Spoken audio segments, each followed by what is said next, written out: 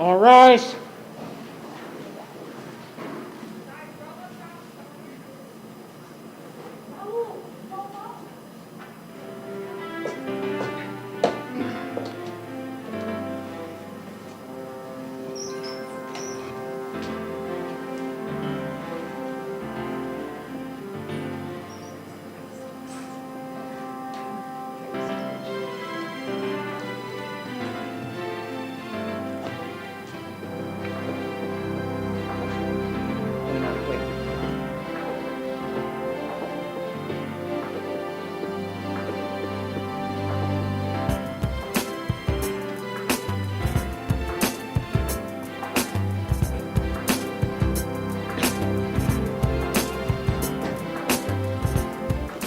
Hear ye, hear ye, hear ye. This Circuit Court of the 11th Judicial Circuit in and for Miami-Dade County is now in session.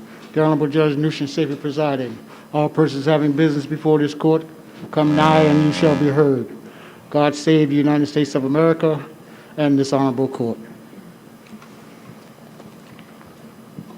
Good afternoon, family, friends, guests here and with us on live stream to the investiture of the Honorable Scott Janowitz as County Court Judge of the 11th Judicial Circuit of Florida. Please remain standing as we ask three very special guests to come up and lead us in the Pledge of Allegiance. Judge Janowitz's children, twins Shelby and Nathan, who are age 5, and Marcus, age 3.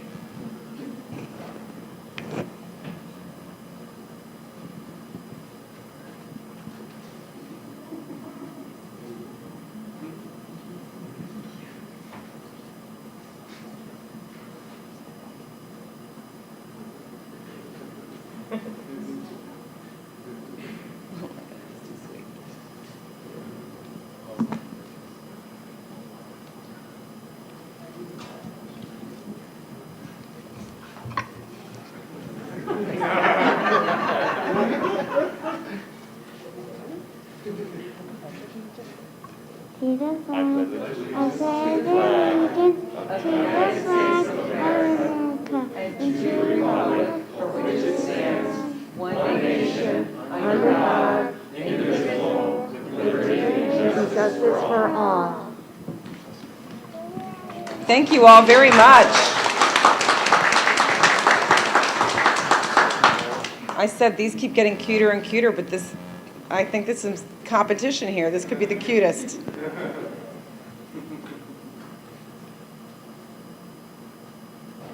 Now, as we continue to remain standing, please welcome our very own, our colleague, County Court colleague, Judge Linda Melendez, County Court Judge, also known as Judge Janowitz's work wife, from the Coral Gables Branch Court, to lead us in the invocation. Good afternoon, my dear colleagues, friends and family of Judge Janowitz, and ladies and gentlemen. I wrote this poem for you, buddy. It's called the Oath of the Black Robe. The black robe looks for its resting place amongst the shoulders of the righteous one, the one who sees no race, no creed, no gender, the one who believes in equality for all. It remains blind willingly. It has no room for pride or arrogance or entitlement. It knows its power and its position. The black robe has taken an oath. It changes the shoulders it rests upon and becomes aware of the deep and ingrained ethical conundrum it faces. It leads to a place of chosen isolation, and yet it realizes that it is necessary to fulfill its destiny. It deepens its awareness of where it stands and the boundaries that it cannot cross.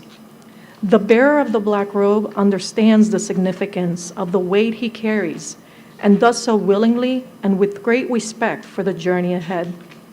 The oath of the black robe travels as far as its bearer allows.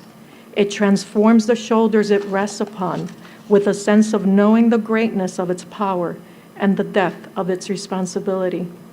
The black robe has found its resting place amongst the shoulders of wisdom and greatness, the one who will be called the judge as he carries out his oath. And it whispers, I am here. I have arrived. Do right by me and what I stand for. Please bow your heads. Dear Lord, we live in times and seasons in the hopes that we accomplish our ordained purpose and destiny. Before you is Judge Scott Janowitz. We pray that he arise from fear and embrace truth and courage to impart justice. Give him words of wisdom that will guide and influence many. May he carry out his daily oath with grace and dignity, with humbleness and gratefulness. Dear Lord, clothe him with a mantle of dignity and strength. Bestow upon him your protection and your daily blessings. Walk with him and guide him in your light. Baruch atah Adonai, Eloheinu melech haolam, shehekianu kivmanu, higianu lasman haseh. Blessed are you, eternal Spirit, who has given us life, sustained us, and allow us to arrive in this moment. Amen. Amen. May the force be with you.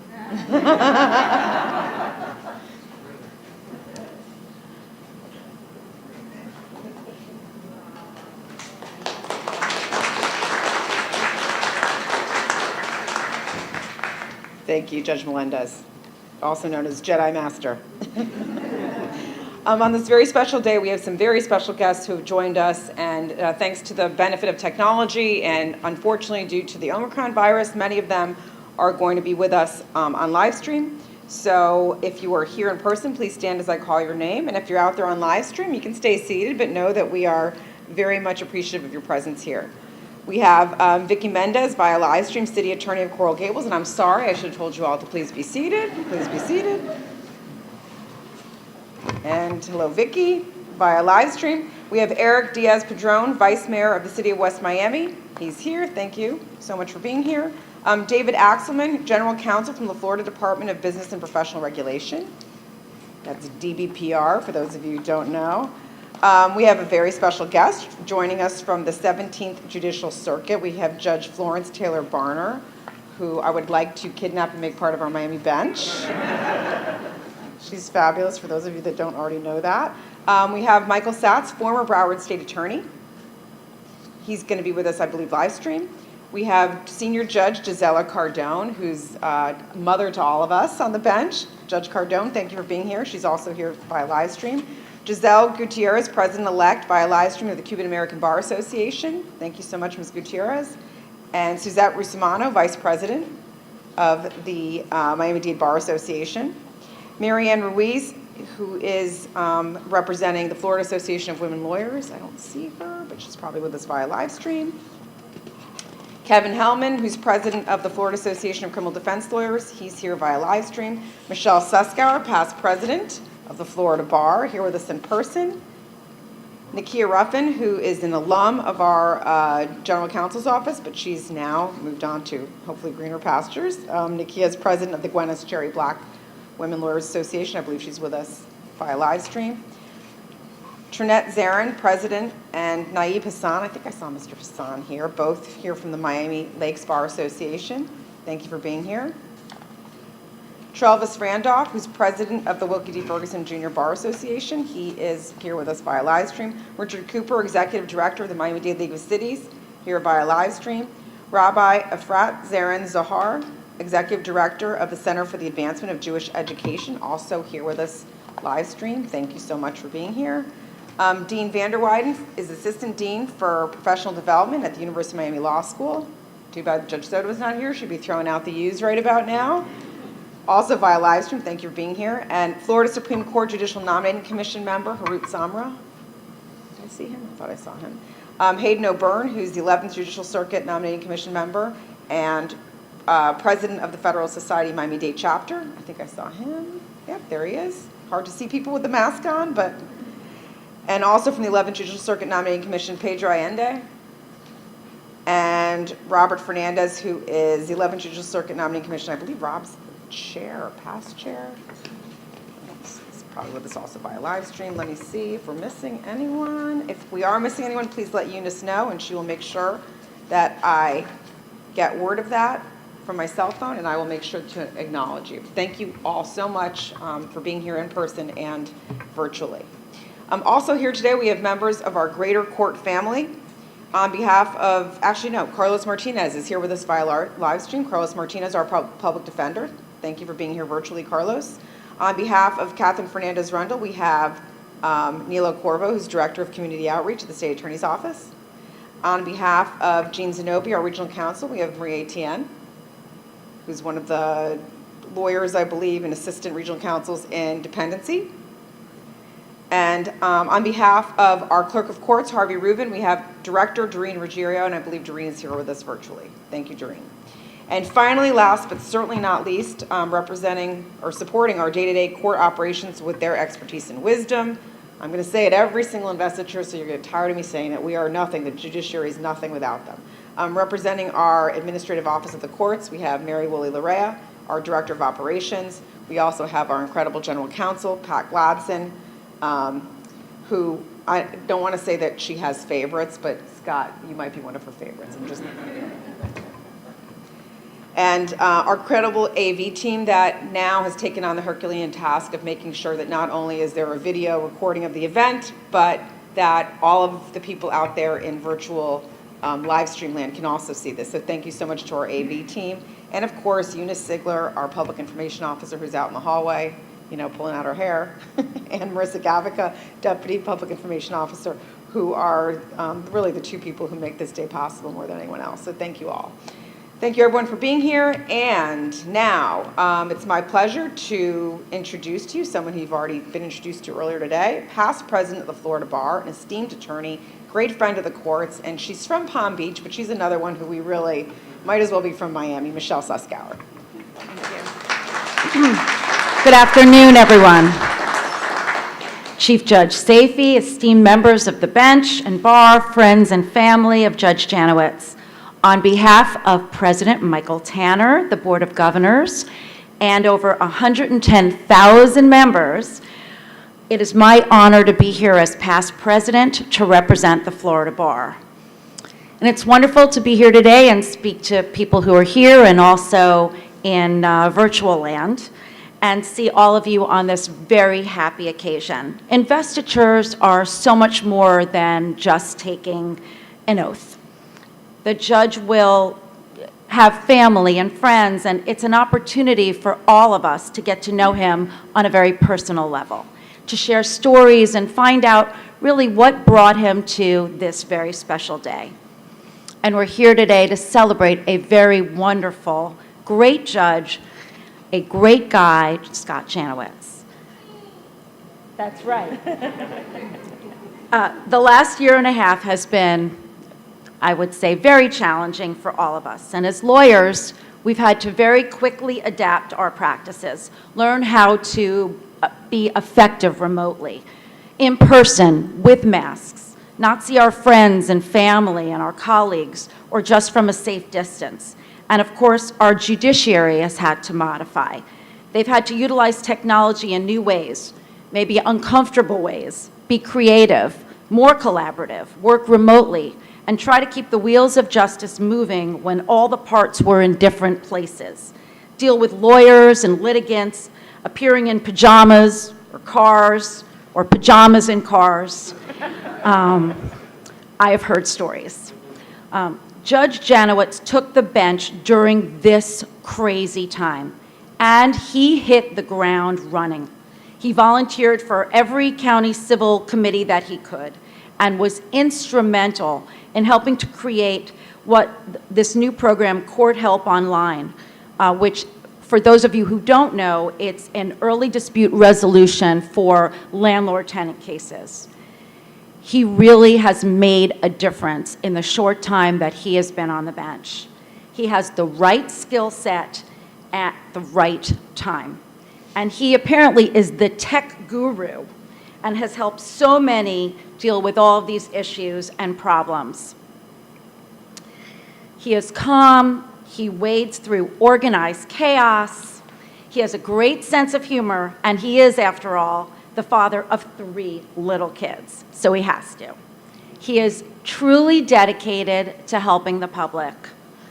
And Judge, you are part of a very, very special judicial community. And although my main office is in West Palm Beach, this room is filled with some of the very best judges in the state of Florida, working tirelessly to keep our courts open and to make sure that justice is accessible to all. So embrace them, learn from them. I know they've also learned from you. We are very proud of everything you've done and will continue to do. Mazel tov.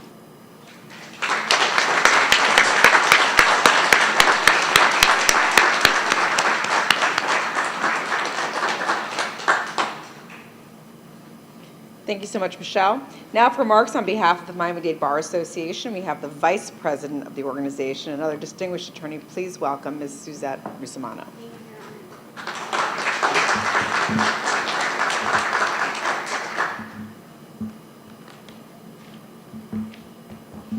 Good afternoon, everyone. Your Honor, Your Honors, families, friends, colleagues, and most importantly, Judge Janowitz. On behalf of the Miami-Dade Bar Association, we congratulate and welcome Judge Janowitz to the bench. I was told, this is my first opportunity, and I'm honored to speak at Judge Janowitz's investiture. I was told by someone that has been doing this a few times that the best thing to do is speak to some of the family members or friends of the judge and find out what things about the judge make him great or make her great, make them an asset to our bench.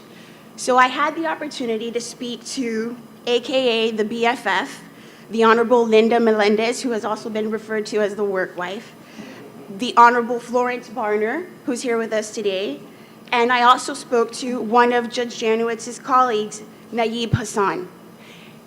The overall and impressive message about Judge Janowitz is that everything he does it 150%.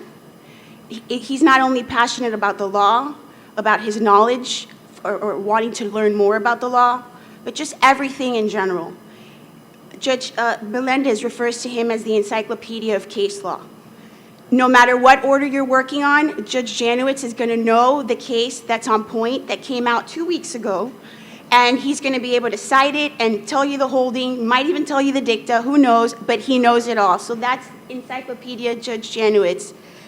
Judge Barner also told me about not necessarily a legal reference, but just going and showing that dedication that he has. He is a fanatic of WWE, but Judge Janowitz doesn't just go and watch wrestling. He attends these events and dresses up as 80s wrestlers. And so that is the dedication that you will see with Judge Janowitz on and off the bench, and as Michelle just explained to you, and why he's such a great judge. Nayeeb also, as his colleague in the state attorney's office, had to say the same thing. He told me how he missed that being able to speak to him about cases and bounce ideas off each other, because that's what he does. He's there for you. He's your colleague. Even when he was with pro se defendants dealing with them, he still treated them with the respect that they deserved and was transparent as a state attorney, on the record, off the record.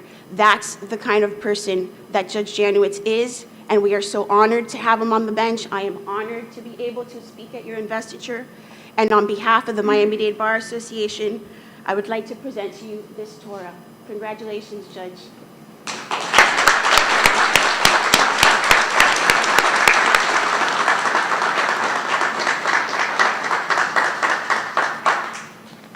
Thank you so much, Mr. Simano. I don't know about the rest of you, but I kind of want to see photos of Judge Janowitz at a WWE event. All right, so for those of you that don't know, the judges wait in anxious anticipation to get their nameplate and their plaque so they can have something, as you become a judge and your walls are blank, and then the other judges have all this stuff on their walls, and you feel like, oh my God, what am I going to do? And Scott, after I don't know how long it's been because of COVID and all the delays, your plaques are here. Thank you to the the county conference for your nameplate, and we also have a beautiful plaque here from CABA commemorating this special day. And now for personal remarks on behalf of the judge's family and friends, please welcome Attorney Clayton Hackney, who's a friend and law school classmate of Judge Janowitz.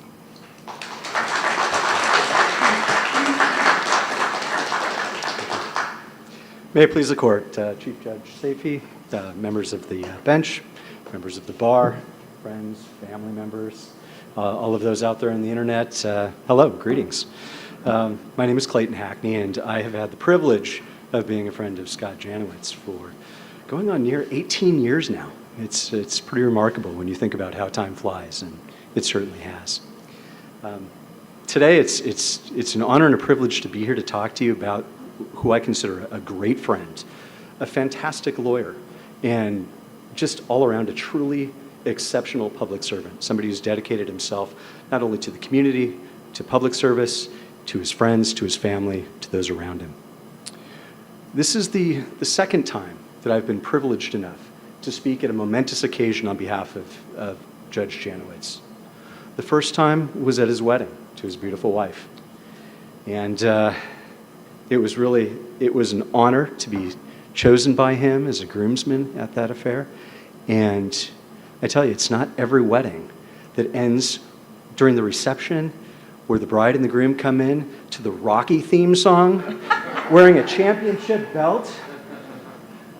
Not every wedding, but definitely theirs. That's the kind of guy we have. Now, they didn't know at the time, but that was just the beginning of the fight. Because, as you can see, and you've met already, they've got 3 wonderful children. The fight continues. I'm privileged to know that my children get to spend time with them and hang out at the house, and really just, it's a wonderful time when they get to be with the Janowi. So it's an honor. The second time, of course, is now the great honor to be here with you today and to this occasion of his investiture. I guess let me start by talking a little bit about how I first came to know Scott. 2003, flashback to the University of Miami School of Law. Go Canes. We were just starting out as 1Ls. And Dean Vanderwyden, I understand you're watching live. I want to talk a little bit about something you said at the time during our orientation. You said from at that point, from orientation, that everything that we do in law school, everything that we do with our classmates, everything that we do in the legal community is going to be a gauge of how we're treated and what our reputation is going to be going forward. That caution clearly registered with Scott, because Scott immediately showed his classmates, showed his future law colleagues, showed his future adversaries, future judges, that he was a person who had high ethical standards, that he was the person who was going to go and fight for the things that he believed in. There were some issues at law school, some questions taking place about student associations and allocations of money. And Scott, because he felt that it was the right thing to do, got up and publicly took a position and publicly addressed the issues, called for investigations, asked that these things be addressed. It wasn't popular. It wasn't the kind of thing that was going to make him great friends, but it was the kind of thing that told everybody there that this is a person who's formidable, that who cares about issues, who cares about doing the right thing, and he did. Now, he earned the enmity of a few people as a result of that, and there were some that would have preferred that it just go away. But there were a great many more of us who realized that this is a person who deserves respect. Now, not to suggest that law school was all hard work and all fights and what have you. There was a great opportunity that Scott and I and about 20, 30 other law students from around the country had an opportunity to participate in what I would call an epic European adventure. Traveling around the countries in Europe, starting in Greece, going through Italy, through France, through Spain. You'd have a lot of fun. We were learning foreign laws in foreign places. And it was really a fantastic adventure, a truly remarkable opportunity to get to know him as a person, to really spend a lot of time with somebody who I consider a great friend. And just so you don't think that it was all studying while we were there, because it most certainly was not, I'll share a little story about something that took place. It's a good story because, it tells you a little bit more about his character. You may have heard of a particular city, a little cattle town in the northern part of Spain. A certain guy by the name of Hemingway wrote a book about it. They do something there, a little crazy, you might say, where they run down the street with live bulls. Yes, our intrepid judge here is one of those people who has ventured out into the street and chased bulls down the street, or allowed them to chase him, as it were. Now, say what you will about that sort of event. I know some people have strong feelings about it one way or the other, but I will say this. It takes a certain character of person to get in there and to do that. It's the type of person who will embrace a challenge. It's the type of person who has the ability to face their fears and go out and do what they need to do. And oh, by the way, this wasn't just any old run with the bulls. That particular day was one of the top 10 most dangerous in the history of the running of the bulls. Pretty memorable. Bucket list item checked. That confidence, that knowledge and that ability, that understanding of his own abilities, that's an attribute. Those are attributes that carry through with Judge Janowitz to this day. And you can see it in his practice when he was in practice. You can see it today when he's on the bench. He's always wanted to be in public service. We knew back in law school that he wanted to be a prosecutor. And so that's what he did. He saw the challenge, he saw the opportunity, he embraced it, he went and grabbed it. He was up in the state attorney's office in Broward, immediately ran through the ranks, got up in the felony level, was prosecuting important cases, significant felony cases, earning the respect of his colleagues, earning the respect of other prosecutors, defense counsel, members of the judiciary. When he moved over to civil practice after that, that continued. Scott was always my go-to guy, the guy that I would call up if I had an issue about, how would you approach this trial issue? What do you think is the best strategy to do in a certain proceeding or before a certain judge? He has an encyclopedic knowledge of the law, as has been alluded to already. He knows case law cold. He knows exactly the case to argue. He knows what to say it to the right judge at the right time. And I'll tell you, my personal loss with him going up to the bench is that I don't have that resource to look to anymore, at least in that regard. When I made the decision a little while back to go out on my own, Scott was the first person that I went to because I knew that I could trust his advice and his counsel and his experience because he opened his own law practice.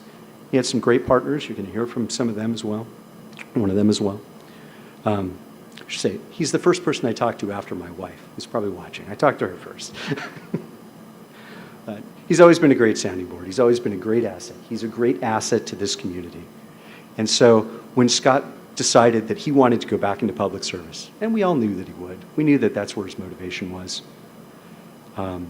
It wasn't surprising at all when he said that he wanted to be a judge, and we knew that that's where he was going. Now, I know several of you here have probably been through the experience of the JNC and the gubernatorial process and the heartache and the turmoil that goes with that, the applications, the multiple interviews, the meetings, perhaps the trips to Tallahassee, perhaps the interviews with the governor's office. But when I was asked to send a letter on his behalf, when I was asked to reach out and communicate with members of the JNC, asked to communicate with the governor's staff, asked to advocate on behalf of Scott, I did that without hesitation because Scott is exactly the kind of person that we need on the bench. And Miami-Dade County is better off for having Scott Janowitz as a member of our judiciary. Thank you so much for being here.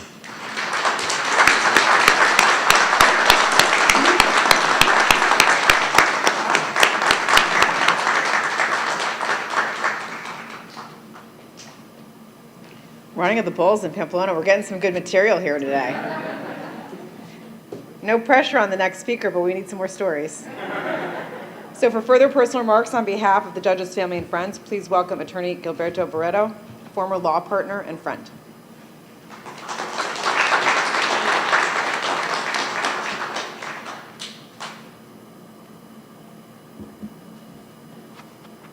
Good afternoon, everyone. Thank you, Chief Judge, esteemed members of the bench, the family and friends of Scott, Judge Janowitz. I am honored and privileged and humbled to be here today as an invited speaker on Scott's behalf. He's my former law partner, and all due respect, Judge, he was mine first. And it was hard to let him go. But we're all better for it. As Clay just said, Miami-Dade County is so much better off having Scott on the bench and somebody like him.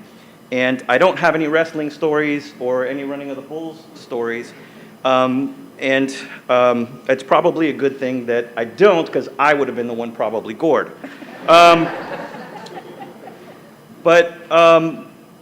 I've known Scott for about 13 years now. We first met when we worked at the defense firm together.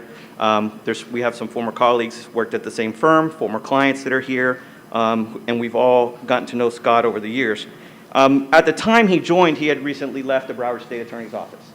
I was a lawyer for about 7 years, and we had a case, and it's funny enough how karma works and the world. The very first trial that Scott and I did together was in this courtroom in front of the Honorable Judge Jill Freeman. And it was a hurricane case, and it was the first civil case that he had tried after coming from the state attorney's office. And for a lot of you that did criminal defense or were prosecutors or did criminal work, it's a different world here in the civil world.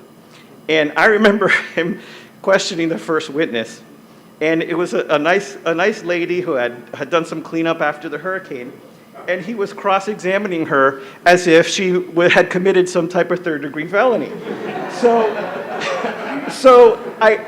It was a tough time, because at the time, as a civil lawyer, I had done maybe 5 or 6 trials, which in the civil world is a lot at that time for a 7-year lawyer. And he had done like 9,000 criminal trials, because in criminal court, the prosecutors and the defense attorneys, they handle lots of cases and they do lots of trials. So technically speaking, he had a lot more trial experience than me. But I was the more senior lawyer. And so he has a strong personality, and so do I. And we're both very competitive, so I'm sure you can see where this is going. So needless to say, our relationship at the beginning didn't hit the ground running, so to speak. We did have clashes, we did have conflicts. That never changed, but here's what did. We had a talk. And as attorneys, we all have our styles. Some, as we get older, we get set in our ways, and we find it difficult to change. Where almost instantly, and this is where really Scott earned my respect, which is, I think, why our relationship evolved over time, was we had a conversation during the break, and I was like, Scott, you can't, this is not criminal court. You can't question her, and read her the Riot Act, because the jury's not going to like you. And we already represent insurance companies. They don't like us. So don't make them not like us more. It was like he realized, even though I'm telling him this, and one of the partners who was representing another client had talked to him as well, because we were having clashes, we were having personality conflicts, we had to get to know each other, but he made the adjustment like this. Comes back after the break, and it was like he hit a switch, and it was amazing that coming in, listening to someone who he barely knows in that environment, and being able to make the necessary adjustments to represent our client and get a favorable result and all those things, that's not easy for us as attorneys, as people to do. And that's where he earned my respect. The fact that he was able to listen to what I had to say, not just hear it, and take it and make the adjustment on the fly, and he hit the ground running on every case that we tried after that. And our relationship from there just, it went from being a mutually respectful one professionally to there's a lot of things that people may know. What you may not know about Scott is he's actually a twin himself, and I'm his twin brother. Much the way that Danny DeVito and Arnold Schwarzenegger were twins in the movie. A lot of people would say we share half the brain. We can finish each other's sentences. We know when we were working together, it was not just the respect, but our friendship, our professional relationship. We were able to try cases together, make it on the other side, and the work was never personal. And I think that's what allowed us to develop the friendship and the relationship that we have. He's one of my best friends, which is, I think, is also unusual. As adults, we don't usually meet people, and the people that you usually have as your best friends are people you grew up with, people you went to school with, people you know a long time. For me, at least in my experience, it's very rare to gain a best friend this late in my life and in my career. And I'm grateful, and I'm a better person that's happened. Excuse me. I love him like he was my own brother. And I apologize.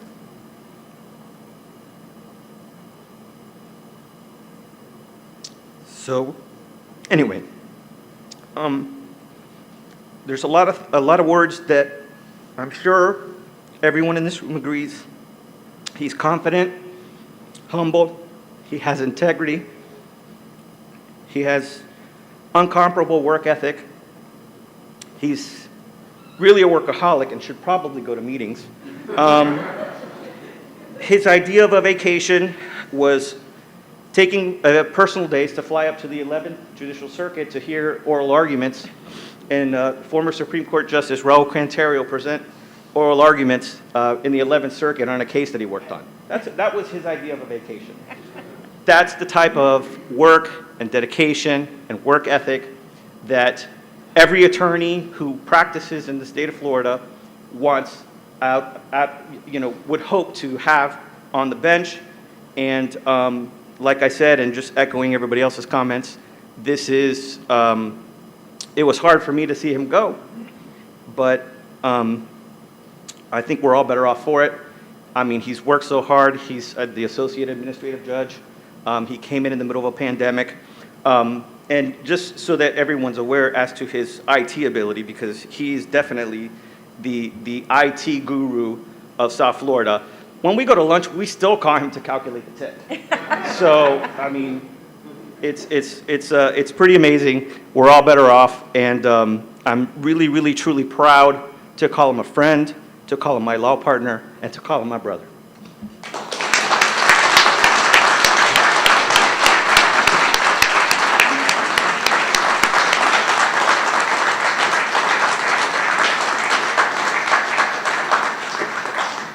Thank you so much, Mr. Barretto. It's not a good investiture if there's not laughter and some tears. So you brought us home. Thank you so much. And now for the oath of office and robing, I would like to ask our colleague, Circuit Judge Alberto Milian, who was Judge Janowitz's friend and mentor at the Broward State Attorney's Office, to join Judge Janowitz and his family at the podium for the oath. Welcome back up, Shelby, Nathan, and Marcus. Also, Yona, Judge Janowitz's wife. And with us virtually, Dr. Warren and Elizabeth Janowitz, Judge Janowitz's parents, and Allison and Michelle Janowitz, the sisters. I'm sure they're super proud. Thank you for all being with us via live stream. And with that, I will turn the floor over to you, Judge Milian. Thank you. I too am honored and privileged to be here today. Thank you, Scott, for giving me this honor.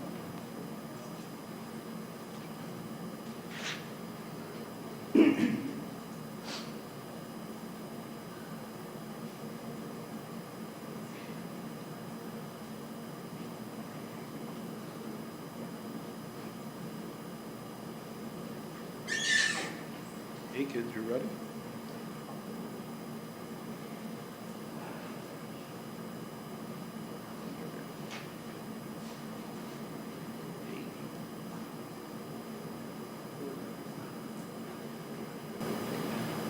The other hand, Raise your I'm right sorry. hand. Yeah, the other right. A little hand. nervous, yeah. Right. It's all right. I state your name. I, Scott Michael Janowitz, Do solemnly swear do solemnly swear that I will support, that I will support, protect, and defend protect, and defend the Constitution the Constitution and the government and the government of the United States of America of the United States of America and of the state of Florida, and of the state of Florida, that I am qualified that I am qualified to hold office to hold office under the Constitution under the Constitution of the state of Florida, of the state of Florida, and that I will well and that I will well and faithfully and faithfully perform the duties perform the duties of judge of judge of the county court of the county court of the 11th Judicial Circuit of the 11th Judicial Circuit of the state of Florida, of the state of Florida, on which I am now for which I am now about to enter. about to enter. So help me God. So help me God. Congratulations.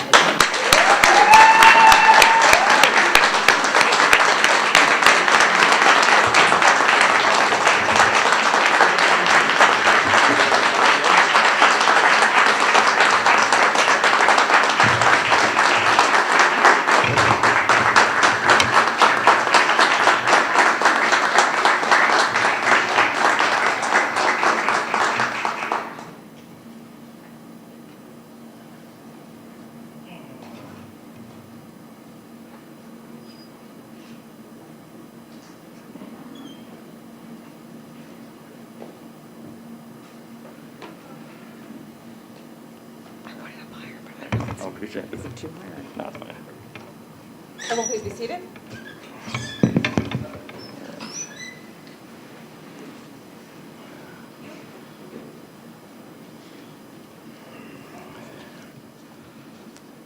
I feel like I have to alter half the speech because a lot of things have already been said.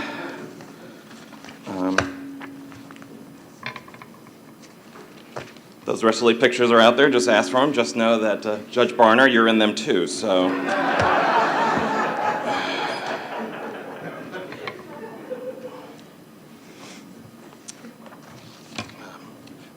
Thank you, everyone, for being here. On April 21st, 2020, I was home working, like we all were 1 month into the COVID pandemic, when my phone rang from an unknown number from the Jacksonville area. Despite having received numerous spam phone calls from there and the 904 area code, I picked up the phone, and thankfully, rather than an inquiry about extending my car warranty, Joe Jaco was on there to tell me that Governor DeSantis had decided to appoint me to the Miami-Dade County Court bench. Joe told me that an official announcement would be made in the next few hours and asked me not to publicly tell anyone until then. Obviously, I was very excited, and I couldn't wait to share the joyous news with not only my immediate family, but everyone and all my friends. However, rather than celebrate, I had to wait. You see, my wife and kids had decided to take a nap 30 minutes before that surprise phone call, and so I got to sit in my home office alone, quietly, for the next 2.5 hours, just texting with Judge Kolikoff the same day about, wow, I wonder if the governor is going to make this appointment today. Yes, I wonder. Luckily, my family woke up, and I was finally able to give a good shout and a good cheer. During that time, around that time as well, many emotions came over me.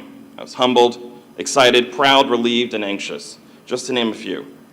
And there was actually fear, and part of that fear related to this moment. Me speaking about my journey, I can assure you that an event about me is actually not a lot of fun for me. I have sat through many investitures, and I've always been amazed when hearing how my now colleagues describe themselves and their journey and the many tremendous obstacles that they have overcome and how they were trailblazers among their family and their industry. I don't have that story. I have struggled actually for the last 1.5 years when thinking about what I was going to say, since I'm only here thanks to the support, guidance, and love of my family, friends, and colleagues. Until I finally became at peace with it because I realized this was an event for my family, friends, and colleagues. I'm honored that all of you came here to celebrate this occasion, both those physically here and for everyone watching on the live stream. Part of the excitement of today has been communicating with those people who have played a role in where I am today. I've heard from people all over the country and world, including friends from India, England, and Kenya. I am thankful to Chief Eunice Mirza, Sites, and the AV teams for setting up YouTube so that those who couldn't attend in person, whether it be COVID, health, distance, or other necessary obligations, can still share in my special day. This includes my family who are here in spirit, and I know they love me and they're here, but I'm much happier that everyone is safe and able to watch online. No story starts without acknowledging my parents, Warren and Elizabeth, both smart medical professionals who have always pushed their children to be the best they can be. I could actually spend an entirety of my speech to them and why and how they've meant so much to me and why they're so wonderful. My dad is my hero and is the smartest person I ever met. Let's just recap his accomplishments as a trained engineer turned renowned doctor in nuclear medicine at both Mount Sinai and Baptist, Navy veteran who in the 80s went to UM Law School at night after a full day of work as a doctor, finishing top of his class and had one of the highest Florida bar exam scores. Just a little bit to live up to. My mom, who gave up her career in nursing to raise her children, assist in schoolwork, and to be there for everything. Now, it took less than one season of Little League Baseball and Bethon basketball to know that I would not be added to the movie Airplane's leaflet of famous Jewish sports legends. Instead, my family and my parents recognized that I was academically inclined, not necessarily grade-wise, but about knowledge. My mother once said that she saw high potential for me and didn't want to see it wasted. So my parents pushed and pushed. And while my mom never said it, Aristotle once said, "You are what you repeatedly do. Excellence is not an event, it is a habit." And I believe she would agree with that statement. She would also say, practice doesn't make perfect, perfect practice makes perfect. And so I responded to that type of encouragement. I developed a love of learning and a thirst for information, like Johnny Five in Short Circuit. Yes, I'm an 80s child. Well, born in the 70s, but I grew up in the 80s, and I tended to adapt to it. That led me to doing things and achieving things, and I, for whatever reason, was pushed, and I was taking an SAT in the 6th grade, and I was going to Duke University for the talent identification program, and for whatever reason, I had some profiles in the New York Times and the Miami Herald, and in my most popular school moment, I even once had a Japanese film crew profile a day in my life in 7th grade. To this day, I don't even know why they did that, but we have it at home, so if actually anyone does speak Japanese, I would love to actually play the VHS and find out what was this about. But that being said, I also had the pleasure of growing up with both sets of my grandparents in the South Florida region. They showered me with love and affection, teaching and guiding me on how to be a good person. Hopefully people will say most of those known lessons stuck with me. My maternal grandfather, Harold Lowenstein, was especially influential. Closer to a third parent, he loved teaching me history, talking baseball, and teaching me about dealing with people from his experiences in business. All 4 of my grandparents have meant a great deal to me, and even though they have all passed away prior to my accomplishments of becoming a judge, I know they are here in spirit, and they'd be very proud of me. Between family, my childhood was shaped around my schooling at Ransom Everglades and my teaching at Temple Beth Am. It always took to heart when I had my bar mitzvah, and my Torah portion that I talked about was Shalach Lecha, and part of that has to deal with during the time in which Moses led everyone out of Egypt, and it was before he was allowed to deliver the people into Israel. And at one point, he is commanded by God to send people to go look upon the land of Israel and to report. And my portion that I got to talked about when they went over and they saw the land, they were scared, they were pessimistic, they weren't sure they could make that journey and whether it was worth the journey, and a lot of them asked to go back to Egypt. And part of the lessons has to be about faith and taking risks, and not just going with what is easy. And I've learned that lesson, and I've tried to live my life that way. I developed a deep sense to serve my community. Now, I had no ambitions of being a lawyer when I grew up, despite my uncle, my aunt being a lawyer, my dad obviously going to law school when I was a young child. That wasn't my goal. In fact, as mentioned, I've always been technologically savvy because I could type on a computer faster and before I could even write with my hands. Years before Windows came out, when the school would be like, who do you want to write a biography project on? I was choosing Bill Gates. I wanted to be a technology innovator. I wanted to change the world. However, I realized I wasn't necessarily a computer genius, and by high school that had changed. At that point, I wanted to be president. Why not? Think low. The reason was simple. I liked making big decisions and felt comfortable getting research on both sides of an issue and making final determinations. This was well known. And actually, in one time in AP government, a friend joked with me in front of the class that I was going to become president and then use the military to turn it into a dictatorship. Obviously, the class laughed, and my teacher, who I'd become close with, chimed in and saying that they just didn't understand me. That yes, I wanted to be president, and that I actually wanted to do such a good job that the people wanted me to be their leader forever. A silly proposition, but I smiled and said that was true, because I always wanted to do what was best for everyone. And I always thought that I would be a person who could make those kind of decisions. I wanted to always be a positive difference for others. My slogan, taught to me on the first day of college at Carnegie Mellon, was Andrew Carnegie's quote, "My heart is in my work." And it's something I say 1,000 times a day. My kids have heard it already, too numerous to mention. Unfortunately, back then, I took that maybe a little too literal. I was so focused on my work product that I wasn't necessarily developing me. Funny story is 2 weeks into my freshman year, my college roommate, Lee, turns to me and he goes, "Scott, you are the oldest 18-year-old there is. You are already to be retired on a golf course, talking politics with everyone else that is retired." And it was true. I had never really been all that much of a kid in developing my personality and developing all those true friendships. I was so focused on trying to do the best I could academically and expand my mind and go for my career. So unfortunately, I can then say that the rest of my time at Carnegie Mellon is not characterized as my academic peak. In fact, I believe I went through about 4 majors, just class after class, until one day I realized I could graduate a semester early with a major and 2 minors, and that was good enough for me. College for me was actually a time of 3 Bs: brotherhood, beer, and bacon. 3 things I really didn't have growing up. And I do love bacon now. Sorry, Mom, but I just do.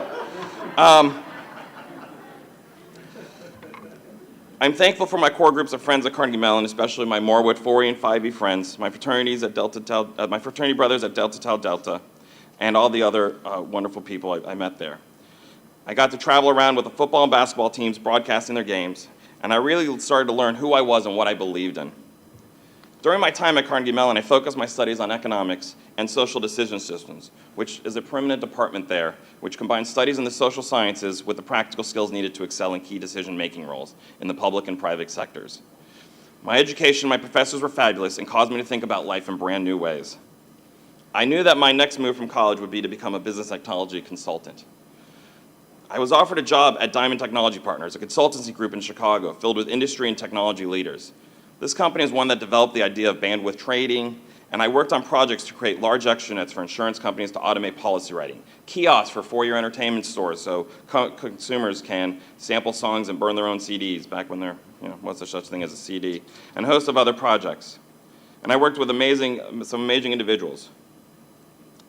I'd like to make a shout out to my dearest friend, my best man at my wedding, Brian Stein, who I met at that time and who continues to be a guide to me and someone who I can always rely on for life advice. Another person I wanted to acknowledge from that time is Jason Kunish, who besides being an insightful and compassionate person, is a brilliant user interface designer and always taught me how to design things, whether it's explanations, websites, products, typeface, to make them easier for people to use. I wouldn't have known it at the time, but he went on to serve as one of the design heads for President Obama's campaigns and since went on to serve as director of design for the city of Chicago. However, the recession after Y2K, I was let go from that position, along with 30% of the company. And I didn't know what I exactly was going to do. There were a lot of options. My parents were like, business school, law school, what do you want to do? And I decided that I still wanted to be president. So, what was my path? Very simple. Law school, prosecutor, congressman, president. Simple, right? In fact, at the time, my AOL screen name was President of the United States in 28, POTUS in 28. That was always my thought process. People have even recently asked, hey, it's closer to, only a few years away, what's going on?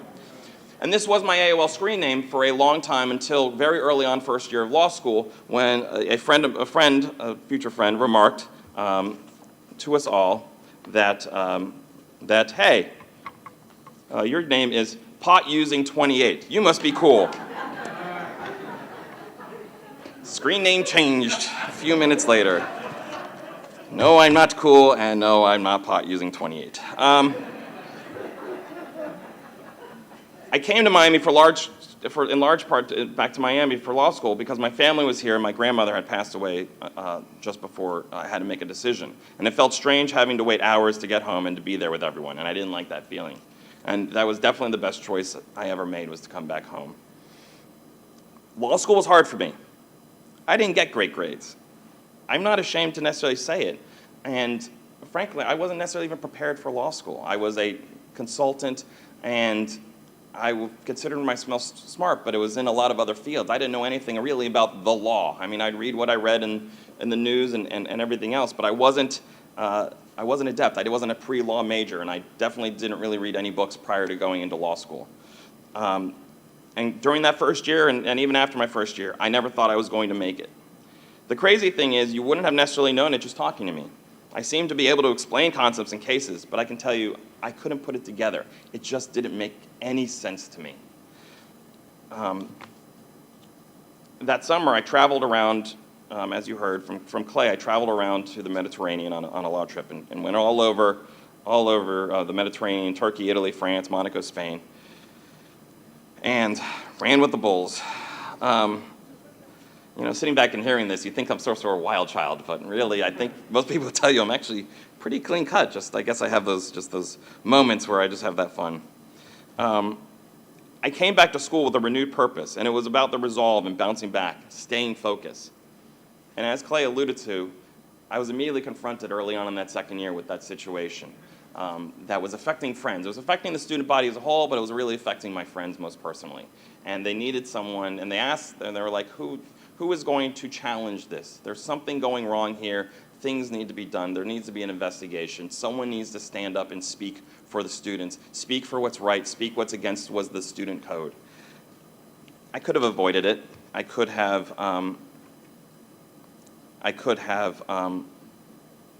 just said, I sympathize and everything else. But I knew that wasn't the way it was appropriate. I knew that wasn't me. I needed to stand up. And luckily, I also knew that I had some great friends, Clay, Mary, David, Ryan, Scott, Dan, Jason, Lee, Brad, Hunter, and dozens of other people who had kept me up afloat that first year and I knew supported me. And so I stood up and I said what was right. And when Clay understates it when he says it wasn't necessarily popular. I had meetings with various deans every day about it, and not necessarily pleasant ones. And it definitely knocked it definitely caused the school to almost go to a halt. But it was the right move, and at the end of the day, I know I was proven correct about what I did. Unfortunately, that also meant that I wasn't necessarily focusing on my grades again that semester. And so at that point, I was 3 semesters in, and I knew it was time to just get out of law school. But I knew I had changed in terms of how I had thought and how I was thinking. And law school completely transformed everything. I don't think my mom would necessarily appreciate now how law school changes everyone's thinking, and the fact that I argue with her all the time, probably more now than I ever did, but I did. Before I graduated early, though, I had the amazing opportunity to do Let Skills. And from that program, I fell in love with the idea of it, but it was just sort of a mock. It was a mock trial. Then I actually had the beautiful opportunity to go do an internship with the state attorney's office here in Miami, domestic violence. Judge Jean was actually one of my assigned attorneys, and I actually got to try a case. And it was an amazing feeling, and I felt at home, and it was exciting. Up until the moment I got a guilty. There was an immediate rush over me of excitement, and then at the same time, I was not happy. I was like, this was real. I just convicted someone of a crime. Not me, but I had prosecuted someone, and a jury had found them guilty of a crime. And I knew it was going to affect their life, and it was going to affect the victim, and it was going to affect everyone.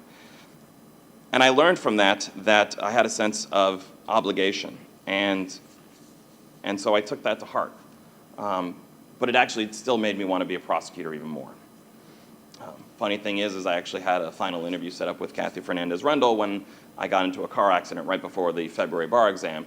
And so I had to reschedule for afterwards. And right after the Florida bar exam had completed, I had first an interview with Michael Satz up in Broward. And I was thankful I got an interview with now Judge Moltak, who interviewed me, and Jeff Marcus, and finally Michael Satz. And he turned to me and he said, I like you, Scott. I want to hire you. But you live in Miami. Do you want to work there or here? And at this point, I was, 20, what was I? I was 27, and I was like, no, I really just kind of want a job. So whoever offers me the job is actually where I'm going to go. And he's like, I'm offering you the job. And I'm like, I accept. Great. But I was privileged, and I'm excited to work there. And I got to work with some amazing people, whether it was Judge Barner, her husband Bill, Naib, Nicole, Carter, Rick, Will, and a bunch of other people, including a bunch of mentors and other people who have since become on to judges both here and in in Broward. Especially, there was people that had already left the office who still served as mentors to me, like Judge Milian, who I'm so thankful for, who kept telling as a prosecutor to tell me to keep humble, to tell me to keep focused, to do right, to do justice, because I was told on the very first day that actually the ultimate defense attorney is the prosecutor, because it's only the prosecutor that can drop a case on its own or can change the charges on their own. And it was a tremendous responsibility, and I took that to heart, and I always tried to every day and every case look at it to make sure that what I was doing was the right thing and that every charge I was going after was the right charge and every sentence I was asking for was what I believed to be the right sentence for justice. I want to thank Judge Coward, Judge Stacy Ross, who were my first trial judges in the misdemeanor division, who taught me compassion and patience and dedication to learning and growing as a judge. Judge Stacy Ross she taught me always willing to admit mistakes and always to do what was right. What was interesting is I had a chance to then be in the trial division, which was a concept there. It was kind of like backup, basically, where all the misdemeanor trials, they would overflow, and so we just needed a division where you could try cases. It didn't quite work exactly as intended because I was assigned the prosecutor, and the idea was that the division judge would come in there as a backup, and I would co-counsel on the case, basically, and help them. Instead, what ended up happening is prosecutors would be like, this case got here as backup, here, you try the case. And so there were times where I'd literally be walking up almost to the jury, ready to start the case, and I'm reading the PC affidavit going, okay, what are the actual facts? After analyzing the law and everything else, what are the actual facts? What's going on here? It really taught me to think on my feet. It taught me to always be prepared. I was thankful to get up and to go into felonies, and Judge Gates was my assigned division, and I was a go-getter, and I could see the forest, and he always taught me to see the forest through the trees. And he always said that reputation is everything. Be dependable. At one point, I had left his division and I came back, and on the first day I came back, I was there on a motion to suppress. And the reason the motion was the defense attorney was moving to suppress evidence was because the prior prosecutor, he had asked them 20 different times, and he just had it. Here's this email, here's this prior motion where you compelled it. And the evidence had never been given over. And so, Judge, I'm here to exclude it. And the judge turns to me, Mr. Janowitz, and all I could say is, Judge, as you know, I just transferred back here today. I have never dealt on this case ever before. I can't fault you if you exclude the evidence because we haven't done it. But what I can tell you is if you give me 24 hours, the defense attorney will have the evidence. And the judge gave me that 24 hours. And right after the court, I drove an hour, went to the police station, got the evidence, and handed it over to the defense counsel.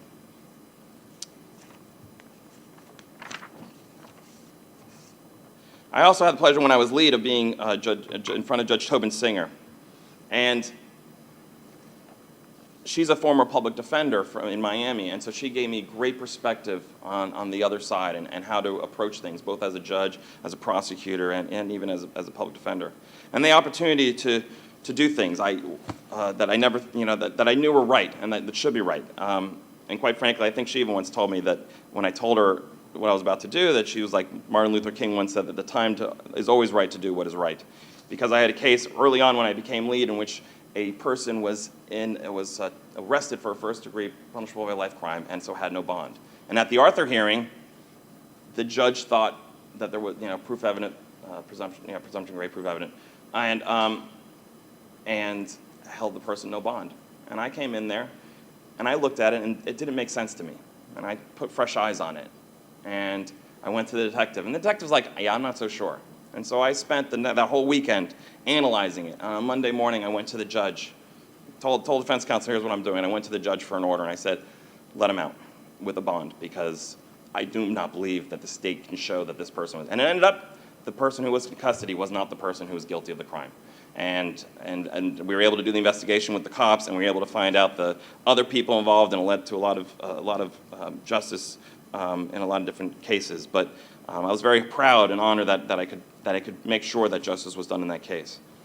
As everyone knows, public service in terms of being a prosecutor, and if you read the papers, it's still evident today, has to end because of, at some point, economics. As I told Mike Satz, it'd be one thing if I was struggling, but I couldn't even couldn't take a date to McDonald's, much less, supersize the meals. So if I ever wanted to have a wife and kids and everything else, I needed to leave. And I was thankful to go to my uncle's firm, Burke, Merchant, and Sims. And I'm so thankful to Bill Burke, Evelyn Merchant, Melissa Sims, who taught me to work hard, how to dissect cases, and to take my trial skills to a level I didn't know existed.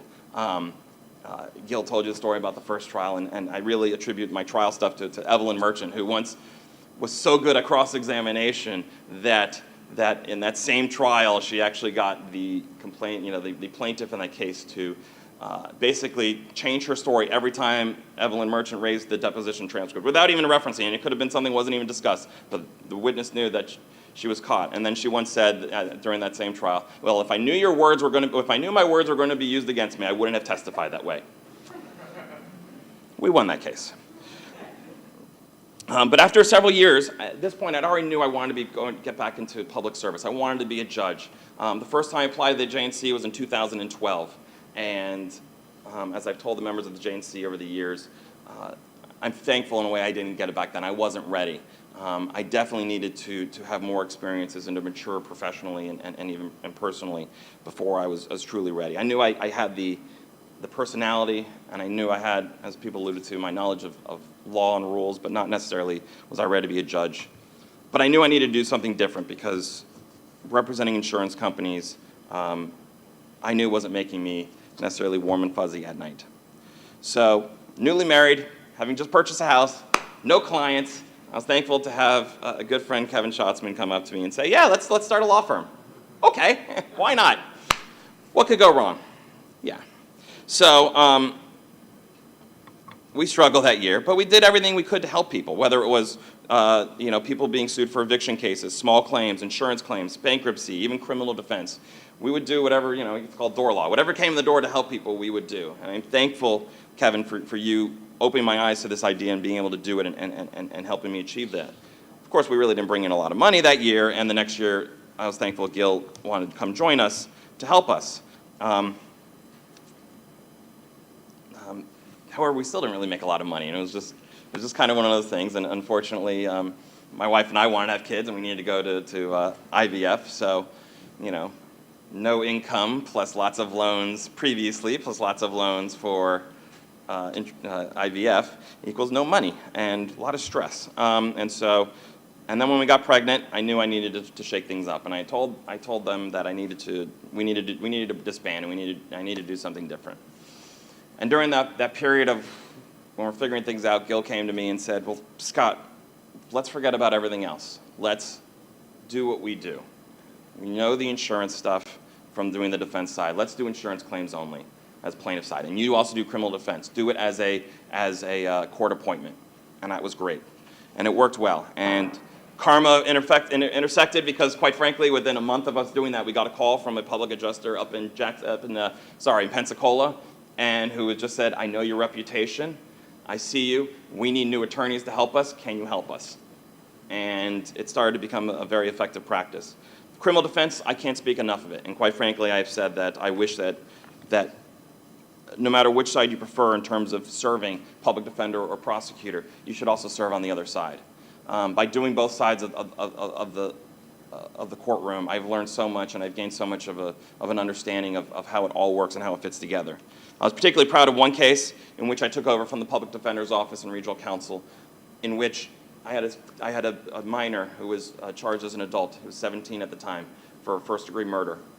And the cops were convinced, and I wasn't. And I spoke to him, and I had my investigator, and we did the work. And within a year and a half of tracking down witnesses, which, when you go on nicknames and gang names and things like that, it's kind of hard to track them down and get them into deposition, right, and everything else, I was thankful to get the prosecution to finally drop the case. That only had a momentous for me. It also led to something for my investigator, who is now back as a police officer, because he was so moved by the way we handled that case and by the call to serve. Gil, I know you said it, but you're my brother except for blood. So, and I never understood friends who talk to each other every day. Growing up, even now, or whatever else, I don't understand my wife calling her mom 3 times a day. I don't. I talk to Gil every day, and I get it. I also want to thank, eventually, once we did that and we were doing all right, But we had an opportunity. We had an opportunity to join a bigger firm. Geyer, Fuchs, and Tyler, I know you guys are watching on the live stream, and I'm thankful for the opportunity. We merged together, and we had the chance to try some bigger cases. And Gil and I just went in and did it. And, you know, sitting up here, as I think everyone knows, you're a trial lawyer. You know, you can always think back to your trial cases and all the experiences from them. But I had a great year and a half at Geyer, Fuchs, and Tyler, and but for the call to serve on the bench, I would still be there. I want to spend just a couple last moments giving some thanks, and then we can all go about our business. I want to thank the Judicial Nominating Commission, the JNC, for all the years, the ones that rejected me, the ones that accepted me, all of them. I mean, it's a big service that you serve to Florida and the judiciary. You know, much like it's a story that a lot of judges have heard, it takes a while, right? You know, I think I applied 12 times. I'm lucky that and then interestingly enough, back in, and I want to give a special thank you to Hayden. I remember very specifically, December of 2017, there was four openings in the judiciary in the county court. And, right, I mean, it was before then, that's when the JNC made their selection. And so they were they could send up to 24 names. Actually, I take it back, there was 3. There were 3 openings, but 24 people had applied.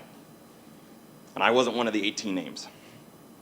So at this point, I told Yana, I was like, that's kind of a sign. All right, I don't think this is going to work out as much as I would like it to, and as much as others keep encouraging me, this isn't going to work out. And I talked to Hayden. I said, thank you so much. I know you've been, a big supporter, and you give me a lot of good advice, but clearly this isn't going to work out. And Hayden was just like, no, we like you. You were very close. And I'm like, Hayden, you just threw up 18 names. I'm sorry. It might be when I'm 55 that this is going to happen, but in the meantime, I need to kind of move on. He's like, please keep trying. I urge you to keep trying. Little did I realize that he actually kind of gives that advice to everyone so that they'll all keep applying because he likes names. But I'm still thankful, Hayden, for you doing that, because it wasn't 8 months later that I actually did, for the first time, get out of committee. And so I'm very thankful for that. To my wife, Yana, strong, independent, smart, thoughtful, impactful, my boss, who I love dearly. And I wouldn't be here without you. You are definitely the team captain of the house, and quite frankly, she has a much harder than me job than I do, raising these 3 kids, 4th if you include me, and I'm so appreciative. For those that don't know about Yana, she's very direct and honest and open, and so she keeps me on my toes. We met each other in college, and then we sort of lost touch with each other, and she actually had dated and married my fraternity brother, and that didn't work out, and there was long maps I didn't see her. And we didn't know each other in college. We just walked by each other kind of deal. But eventually, through Facebook and her coming down here with another fiance, we became friends again. But at the time, there was nothing. I mean, she was modeling out in California, and I was here in Miami, struggling prosecutor or insurance defense attorney. But then she moved to Atlanta. She was tired of California, and I started chatting with her, and I was like, well, come visit me in Miami. And of course, she immediately was like, and I didn't realize this was really her personality at the time, but she immediately said, Scott Janowitz, are you hitting on me? To which case I froze, because it was a little too on the head for me. And I had to use all my legal training and school training that I had developed, and so I said, maybe. Would you like me to? To which she said yes, and I'm thankful for the life we live. And we can always say that I know that, it's one thing to know a person when you're together and it's just the 2 of you, but you never know how it's going to work out when you have the kids and when you go through life with all the complexities and difficulties. And there's no one else I'd rather be with, Jan. You're amazing, and I love you to the end of time. Briefly, my sons, Marcus and Nathan, you are both fearless. You are both brave, and I know you'd rather be playing with your tablets than listen to me anymore. But it's okay. Shelby, I love you so much. You are forever my princess. Just remember that. She doesn't let me forget it either, but that's good. And I love how smart you are, and how already you're motherly, and how generous and kind you are, and how much you love babies and your family. I mean, she loves kittens, and I'm allergic to kittens and cats. So she's actually told me when she grows up, she's going to have 2 houses, one for her cats and one so I can visit her. So I want to thank my sisters, Michelle and Allison, who are here on the live stream. Michelle's up in Connecticut. I'm so proud of all you've become and everything you've done, and your life with Charlie and with my niece Madeline, who's becoming spectacular and a wonderful person in her own right. Allison, I don't say it enough. I'm extremely proud of you. You know, she's one of my closest people, my closest friends, and I talk to her a lot. And to see what she's become, not only a mother of 2 and a wife and a wonderful person inside and out, but she's also now a senior partner at an insurance defense firm up in Fort Lauderdale. So how she juggles it, I don't know. But she is amazing. And I also feel bad for her because she's kind of walked in my footsteps as my younger sister, including Miami law and just being up in Fort Lauderdale. And so whenever anyone asks, are you related to Scott Janowitz? She always has to ask, is that a good thing or not? So I'm sorry you've had to live through that. Fellow judges, thank you for coming here, for your generosity and kindness. I'm honored by your presence. I'm honored by your attendance here, both virtually and here. I'm honored for the advice that's been given to me and over the last 20 months. And everyone has been so open and warm and compassionate. And it's not just a facade when you're here in front of litigants, but it's the character of you guys. And so I very much appreciate it. You know, there's a couple people I need to thank, especially my triplets, Carlos and Jeff, my co-appointees on that day. And Jeff is like my twin. He actually technically gave me the formal oath back when we got appointed, because it was the middle of COVID, and so I wasn't running to the courthouse. Everyone was at home, and I wasn't going to go to a notary and everything else. So we were over across the street in administration signing all our paperwork, and they're like, "You need to get the oath signed." I was like, "Yeah, I'll get it signed." And Jeff's like, "I'm a notary." I was like, "All right, let's swear me in." So I also want to thank Judge Levitt, Judge Marino Pedrosa, Judge Melendez. Great poem, Linda, really. That was heartfelt. My wife's a little jealous that you are my work wife, but she'll deal with it. You know, my Coral Gables family, everyone is wonderful, and you know, my clerks, and everyone on the staff, including security. I'm so welcome there. You guys have basically given me this built-in support system to keep me humble, and I appreciate it. I have made many mistakes before and during the bench, right? I'm a person. As Mark Twain said, a man who carries a cat by the tail learns something he can learn in no other way. And that's kind of how I do things. I go forward. I'm not afraid of things. I want to do the right job, what I think is the right job, and make the right rulings and go forward. And I'll learn from mistakes, and I'll continue to learn from mistakes. You know, I want to serve with justice, equity, care, understanding, insight, and integrity for the highest good. It's a quote that my good friend Laura gave me, which I thought was wonderful, and I thank her for that. I've always learned to the premise of Albert Einstein: learn from today, live for tomorrow, live for today, hope for tomorrow. The important thing is to not stop questioning, and I don't.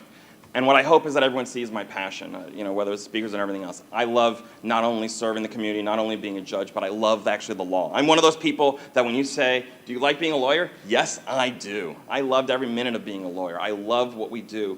The law is part of everything. It's what binds society together. And without the law and without us practicing law the right way, then we would have chaos. And so I'm so thankful and grateful that I have people to help me with my passion. To my fellow, to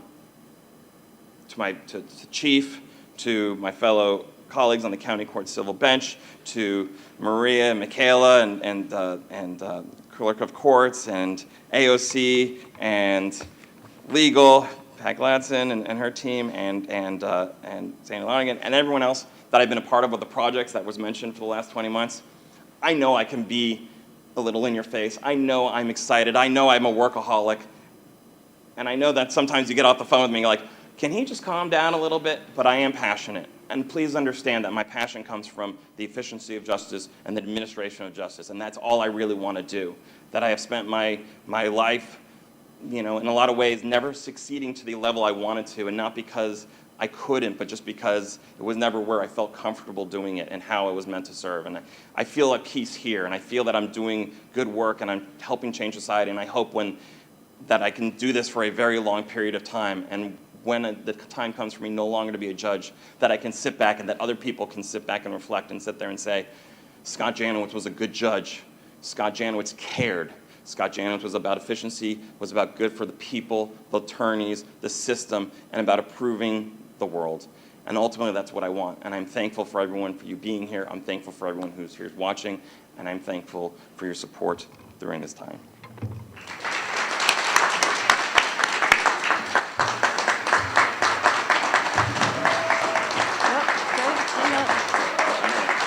No more sitting.